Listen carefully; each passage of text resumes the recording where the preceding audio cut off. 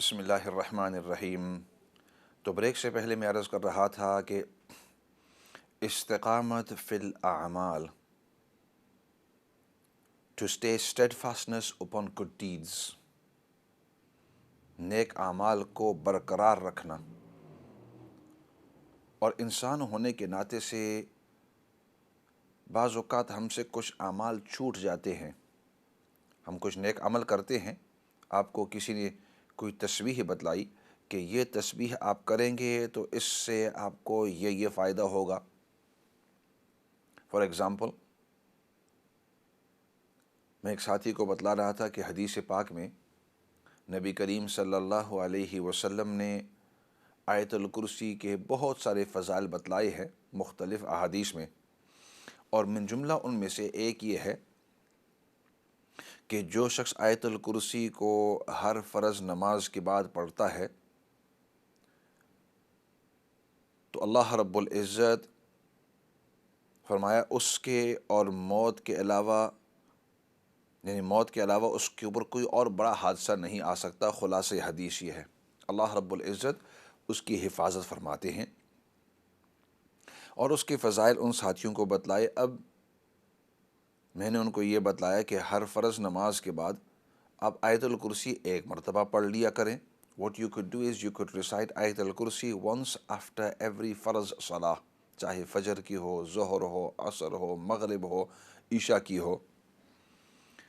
تو انہوں نے کہا یہ تو بڑا آسان ہے،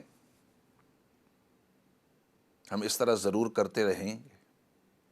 اور کافی دنوں تک میں دیکھتا رہا کہ جب بھی وہ مسجد کے اندر آتے اور مسجد کے اندر فرض نماز ختم ہوتی تو وہ میری طرف اشارہ کر کے بتلاتے کہ میں اب آیت الکرسی پڑھ رہا ہوں۔ کچھ عرصہ گزرا، ان کی توجہ بھی اپنے طور پر، میری بھی۔ اب پچھلے ہفتے جب ان کے ساتھ ملاقات ہوئی، ایک نکاح تھا، انہوں نے مجھے کہا تھا کہ ہم چاہتے ہیں کہ آپ ہمارے بچوں کا نکاح پڑھائیں۔ تو امام ہونے کی حیثیت سے نکاح میں پڑھاتا ہوں، تو میں نے کہا کہ ٹھیک ہے۔ نکاح کے بعد ان بچوں کا پڑھایا، کیوں؟ انہوں نے کہا تھا کہ we want you to lead and perform the nikah and we want it to be performed in English because we want you to explain before the nikah what is it all about. تو اس کے دوران میں یہ بات کر رہا تھا کہ بٹوین یور سیلوز تمہیں نیک اعمال کے اوپر استقامت کرنی ہے۔ تو while I was explaining this, because that person was here also in the gathering، وہ اس مجلس کے اندر تھے، تو مجھے یاد آ گیا مجلس کے بعد نکاح جب ختم ہوا، when I completed the نکاح، اور پھر جو دعا تھی، دعا وغیرہ کرائی اور سب آپس کے اندر مل رہے تھے۔ So when I saw him I said I want to ask you something، میں آپ سے پوچھنا چاہتا ہوں سوال۔ یاد ہے میں نے آپ کو فضائل یہ بتلائے تھے آیت الکرسی کے، آپ پڑھتے رہتے ہیں؟ تو اس وقت اس نے عجیب جواب دیا۔ ایسے کرتے ہیں، کچھ کالز آئے ہوئے ہیں، کالز بھی لے لیتے ہیں اور پھر واپس اس قصے کو بھی پورا کریں گے اور ایک دو سجیشنز بھی عرض کروں گا۔ فی الحال کالز کی طرف جاتے ہیں۔ السلام علیکم ورحمۃ اللہ وبرکاتہ۔ وعلیکم السلام ورحمۃ اللہ وبرکاتہ۔ مولانا صاحب، ایک سوال کرنا ہے کہ آپ نے معاملات اور دوسروں کے ساتھ سلوک کس طرح رکھا جائے، اس کے حوالے سے correct me if I am wrong, نبی کریم صلی اللہ علیہ وآلہ وسلم کی ایک حدیث ہے کہ جب انہوں نے کہا صحابہ کرام کو کہ برباد ہوا وہ شخص، تو صحابہ کرام کانپ اٹھے گے، مطلب کون کیسے نبی کریم صلی اللہ علیہ وسلم کہتے ہیں کہ برباد ہوا وہ شخص جس نے یہ عمل کیا؟ تو انہوں نے صحابہ کرام سوچ رہے تھے کہ ایسا کون سا عمل ہے جس کے بارے میں نبی کریم صلی اللہ علیہ وسلم کہہ رہے ہیں کہ برباد ہوا وہ شخص۔ تو انہوں نے سوچا کہ انہوں نے سوال پوچھا کہ پتہ نہیں شاید کوئی کون سا کتنا بڑا جرم ہوگا جس کے بارے میں نبی کریم صلی اللہ علیہ وسلم کہتے ہیں کہ برباد ہوا وہ شخص۔ تو انہوں نے آگے سے سوال کیا کہ یہ جرم، تو انہوں نے صحابہ کرام، نبی کریم صلی اللہ علیہ وسلم نے کہا نہیں، جو جس کی کسی شر سے اس کا پڑوسی محفوظ نہ ہو تو وہ شخص برباد ہوا. تو صحابہ کرام حیران ہو گئے کہ ایک پڑوسی کی مطلب اتنی زیادہ. تو آپ میں سوال اس لیے کر رہی ہوں کہ اگر پڑوسی کی اگر اس کے لیے کوئی پریشانی کا باعث ہم بنتے ہیں یا ہمارے کسی عمل سے کوئی پڑوسی تکلیف میں ہے تو پھر جو رشتے اور معاملات اور گھر کے جو افراد اور اتنے قریبی لوگ جو ہیں وہ اگر ہماری شر سے محفوظ نہیں ہیں تو پھر ہماری کیا سزا ہوگی؟ صحیح، بہت بہت خوب آپ نے بتلایا کہ تھینک یو ویری مچ، جزاک اللہ. جی جی، بہت آپ نے، اور جس بات کی طرف آپ نے اشارہ کیا کہ ایک دوسرے کے حقوق جو ہیں بہت ضروری ہیں، اور نبی پاک صلی اللہ علیہ وسلم نے اس حدیث کے اندر بھی اور بہت ساری احادیث کے اندر پڑوسیوں کے، رشتہ داروں کے، باقی جو انسان ہیں ان کے حقوق کی طرف ہماری خاص توجہ دلائی کہ ظلم کرنا تو دور کی بات ہے، وہ تو حرام ہے ہی کسی انداز کے اندر بھی ظلم، لیکن کسی کا تھوڑا سا حق اگر دبانا یا اس کو دیر سے دینا، فرمایا یہ بھی ظلم کے اندر شامل ہوتا ہے. اور پھر اس سے آگے کہ انسان اس انداز میں پیش آئے کہ دوسرے اس کے ساتھ معاملات کرنے میں ڈرتے ہوں، اس کی شر سے، اس کی رعب سے، اس کی غلط یعنی انداز کے اندر پیش آنے سے لوگ ڈرتے ہوں، تو فرمائے اس قسم کے شخص کے اندر کے لیے بھی احادیث مبارکہ کے اندر بڑی وعید آئی ہے. نبی پاک صلی اللہ علیہ وسلم نے تو ہمیں بتلایا ہے کہ ہمیں لوگوں کے ساتھ کس انداز کے اندر پیش آنا ہے. آپ صلی اللہ علیہ وسلم کی سیرت مطہرہ جو ہے اس کے اندر کئی کئی کئی واقعات اس طرح آئے ہیں کہ اگلے شخص نے آ کر نبی پاک صلی اللہ علیہ وسلم کے ساتھ سخت انداز کے اندر یا بعض اوقات بدتمیز انداز کے اندر بھی پیش آئے ہیں دوسرے لوگ، اور اس کے رسپانس کے اندر، اس کے جواب کے اندر نبی پاک صلی اللہ علیہ وسلم نے بردباری، تحمل مزاجی، حلم کا انداز جو ہے وہ اختیار کرتے، وقار کے ساتھ آپ صلی اللہ علیہ وسلم پیش آئے ہیں.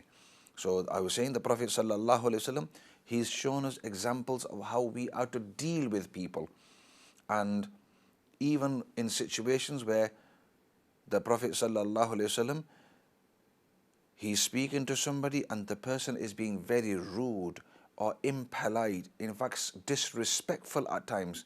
Yet the Prophet sallallahu alaihi wasallam taught us that even in those situations you are to keep your respect, your patience, your tolerance, your honor and your dignity. تو اس لیے and dealing with people, whether they are from your family or out of your family, your relatives or more than your relatives, whether they are in your vicinity, in your area where you're living, whether they are living as neighbors, regardless of who they are, whether they are Muslim, non-Muslim, whether they are your friends or not friends, to treat everybody with special respect and fairness. That is something that Islam entrusts us with, emphasizes and wants us to do. یہ ہمارے دین کا. And inshallah, as days go along, I will speak on these specific topics.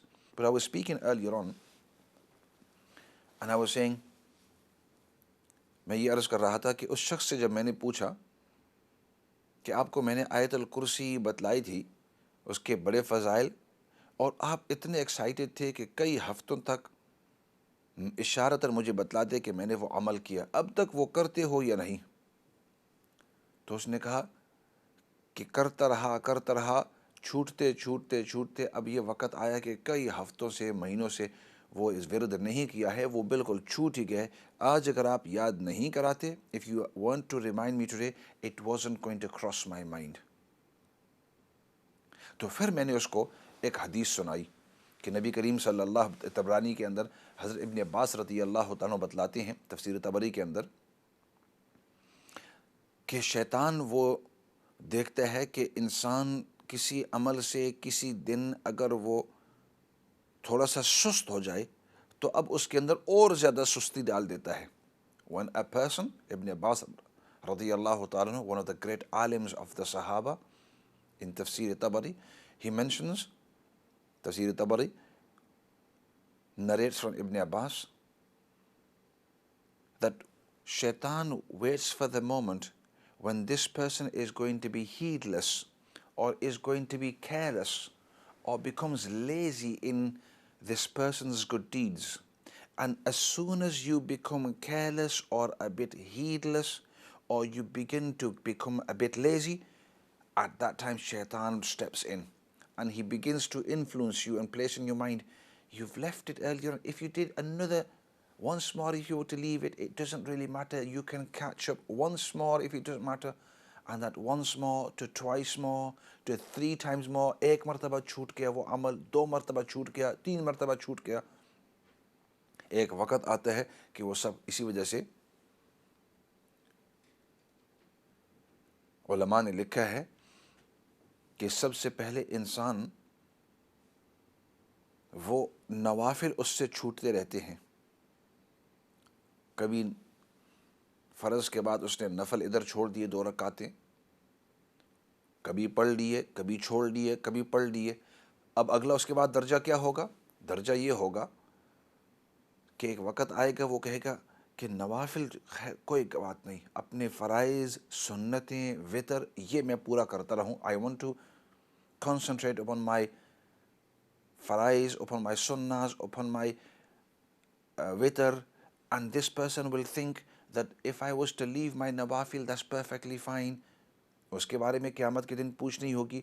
And then after a certain time, एक वक़्त आएगा कि जो सुन्नतें हैं, उनकी जो सुन्नत मुअक्कदा हैं, मुअक्कदा, वो आहिस्ता आहिस्ता उससे छूट जाएगी. कभी देर से आया, कभी वक़्त थोड़ा हुआ, कभी जल्दी थी, कभी थकावट थी, तो वो 1 दिन छूट गई, 2 दिन, अगली मरतबा फिर छूट गई, कभी पढ़ ली, कभी छूट गई. Sometimes you prayed it, sometimes you was quick about it, sometimes you didn't have time and you just had enough time for your फ़राइज़. तो 4 फ़र्ज़ पढ़ लिए, वक़्त है, काम है, फ़लाँ चीज़ है, और उसकी वजह से अब तो एक वक़्त आता है कि you begin to leave your सुन्नत मुअक्कदा. एक वक़्त आता है कि आपसे सुन्नत मुअक्कदा रह जाती हैं और फिर अब नवाफिल भी रह गई, सुन्नत मुअक्कदा भी रह गई. एक वक़्त है छूटते छूटते बिल्कुल इंसान कहते हैं मेरे फ़राइज़ पूरे हो जाए ना तो ये भी बहुत है. A person will begin to say, if I was to even complete my फ़राइज़, that is sufficient, that will suffice, that will be enough for me.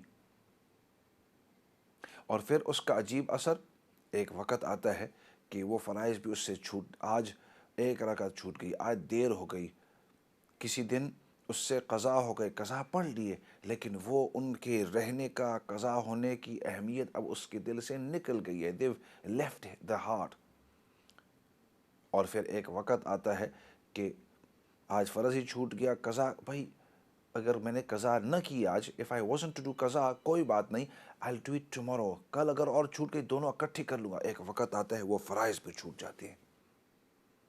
तो नवाफिल भी छूट गए, फ़राइज़ भी, सुन्नत भी छूट गई, वितर भी छूट गए, फ़राइज़ भी छूट गई. और फिर एक वक़्त आता है कि उनके छूटने के ऊपर नदामत भी नहीं होती. You just carry on with life. पता होता है कि इस वक़्त मेरे फ़राइज़ का वक़्त है, कोई बात नहीं, बाद में आराम से पढ़ लूँगा. क़ज़ा हो गए, छूट गए, अगली नमाज का वक़्त है, कोई बात नहीं.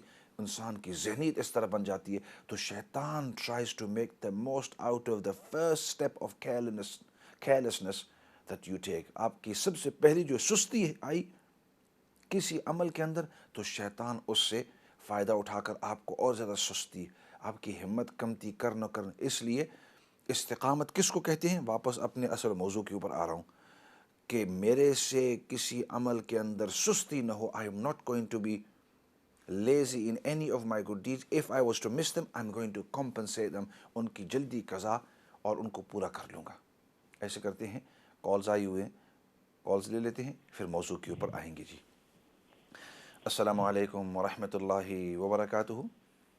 अस्सलाम वालेकुम जी. कारी साहब, मैं बात कर रहा हूँ बर्मिंघम से. माशाल्लाह जी. आपका नाम? ये मेरा नाम मोहम्मद इमरान है जी.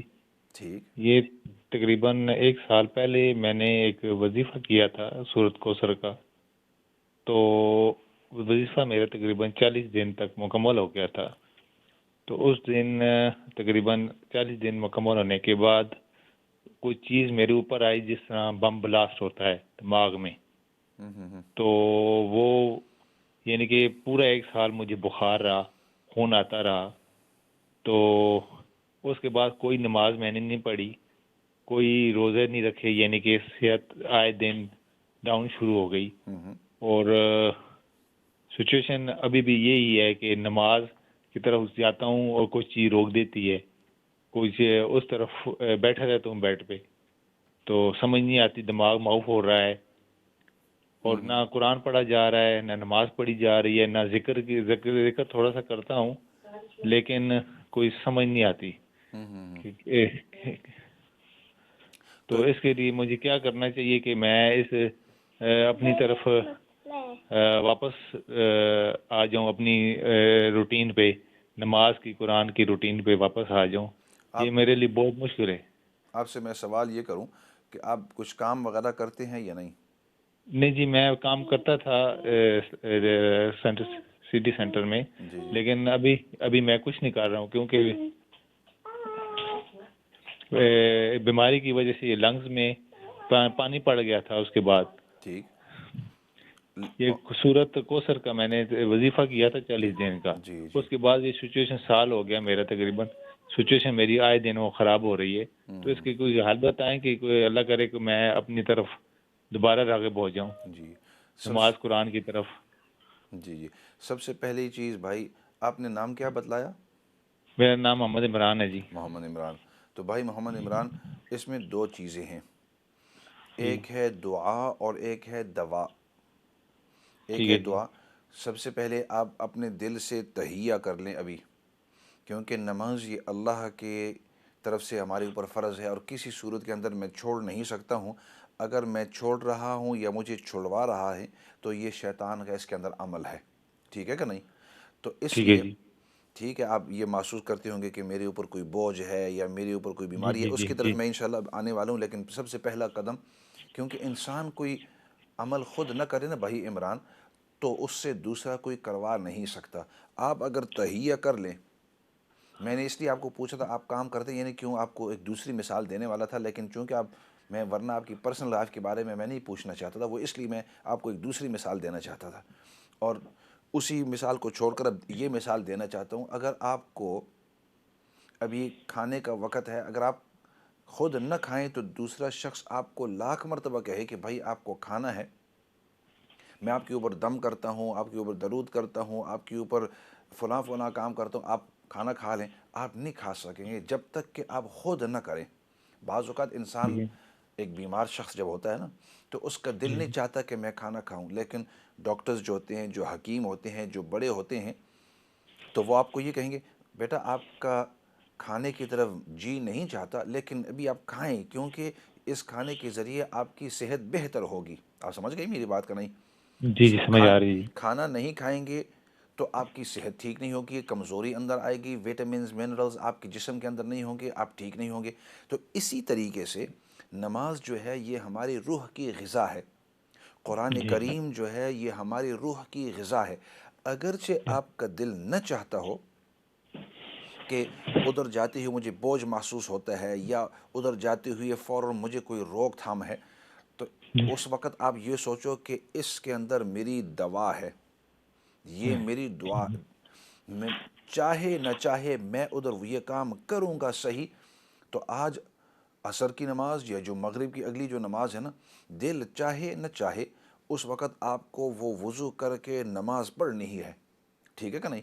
ہاں, تو یہ سب سے پہلا کام کرنا ہے. دل چاہے نہ چاہے, یہ دوا مجھے کڑوی لگتی ہے, اچھی لگتی ہے, صحیح لگتی ہے, نہ صحیح لگتی ہے, میرے دل کے اوپر بوجھ ہوتا ہے, یہ جو مجھے پتہ ہے کہ اس کے اندر میرے لیے خلاصی ہے, یہ دوا میرے لیے بہتر ہے. تو اسی طریقے سے دین کے جو احکامات اللہ نے دیے ہیں وہ ہماری روح کی غذا ہے, اس کے اندر ہماری بہتری ہے. اور میں بھائی آپ کو تجرب سے اس انداز میں کہتا ہوں, کیونکہ 28 سال امامت کے اندر, خطابت کے اندر, اور لوگوں کے اس انداز کے اندر مدد کرتا رہا ہوں, اور میں نے یہ چیزیں دیکھی ہیں. اور تجربے سے لوگوں کے اوپر دیکھا ہے کہ انہوں نے جب اس دین کے اوپر عمل کرنا شروع کر دیا، اللہ اور چاہے اس کو مشکل لگے تو اللہ رب العزت نے اگلا راستہ آسان کر دیا، اور جوں جوں آپ ہٹتے رہیں گے تو وہی جو حدیث میں نے 5 منٹ پہلے ادھر سنائی کہ شیطان دیکھتا ہے کہ اس کو میں نے تھوڑا سا ہٹایا ہے، ہمت اس کی تھوڑی کم ہو گئی، اور آپ کی ہمت کم کرے گا، اور ہمت کم کرے گا، اور ہمت کم کرے گا۔ تو اس لیے ابھی سے آپ دل باندھ لیں، اور مجھے نماز بھی پڑھنا ہے، مجھے قرآن کریم کی تلاوت بھی کرنی ہے، اور باقی جو اعمال ہیں وہ بھی کرنے، چاہے اچھا لگے یا نہ لگے۔ اور آپ دیکھیں گے وہ ہمارے بڑے جو ہے نا، ہم جب چھوٹے ہوتے تھے تو ہم کہتے بھائی یہ کھانا مجھے اچھا نہیں لگتا، تو ہماری امی کہتی بیٹا اس کو ایک مرتبہ کھا لو، دل کھل جائے گا آپ کا، ایک مرتبہ ٹیسٹ کر لو، 2 مرتبہ ٹیسٹ کر لو، 3 مرتبہ، پھر دیکھو آپ کا دل کیسے کھل جاتا ہے۔ ٹیسٹ اٹ ونس اور ٹوائس اینڈ پھر دیکھو کہ آپ کو اچھا لگتا ہے یا نہیں۔ تو اسی طریقے سے ابھی دل چاہے نہ چاہے، بندھن ہو، جو کچھ بھی ہو، آپ یہ کرو۔ ایک تو یہ کام، اور دوسرا یہ کام ہے کہ کسی ماہر شخص، جو آپ نے کہا آپ برمنگھم کے اندر ہے، وہاں بہت سارے علماء ہیں، ان سے رابطہ قائم کریں اور وہ آپ کا روحانی علاج کر سکیں انشاءاللہ، ٹھیک ہے؟ وقت مختصر ہے اس لیے اور تفصیل اس کے اوپر نہیں کر سکتے۔ دعا کے ساتھ ختم کر لیتے ہیں جی۔ الحمد للہ رب العالمین والصلاة والسلام علی سید الانبیاء والمرسلین محمد وعلی آلہ وصحبہ اجمعین۔ ربنا تقبل منا انک انت السمیع العلیم وتب علینا یا مولانا انک انت التواب الرحیم۔ یا رب العالمین تو ہم سب کو دین کی سچی اور صحیح سمجھ نصیب فرما، دین پر ہم سب کو استقامت نصیب فرما، اور یا اللہ جتنے بھی بیمار ہیں تمام بیماروں کو شفا نصیب فرما۔ یا رب العالمین نبی پاک صلی اللہ علیہ وسلم نے جتنے بھی خیر کی دعائیں مانگی ہیں ان تمام کے اندر ہم سب کو حصہ نصیب فرما، اور نبی پاک صلی اللہ علیہ وسلم نے جن چیزوں سے حفاظت اور پناہ مانگی ہے ان تمام چیزوں سے حفاظت اور پناہ نصیب فرما، اور سب سے بڑی بات وہ تیری رضامندی ہے۔ یا اللہ دنیا اور آخرت کے اندر تو ہم سب کو اپنی رضامندی نصیب فرما۔ سبحان ربک رب العزت ما یصفون وسلام علی المرسلین والحمد للہ رب العالمین برحمتک یا ارحم الراحمین۔ میں ہوں آپ کا مخاطب مولانا فضل داد، اور ہمارا یہ پروگرام ہر منڈے اور ٹیوزڈے شام کو 7 بجے سے 8 بجے تک لائیو ہوا کرتا ہے۔ اسی کے ساتھ والسلام علیکم ورحمۃ اللہ وبرکاتہ۔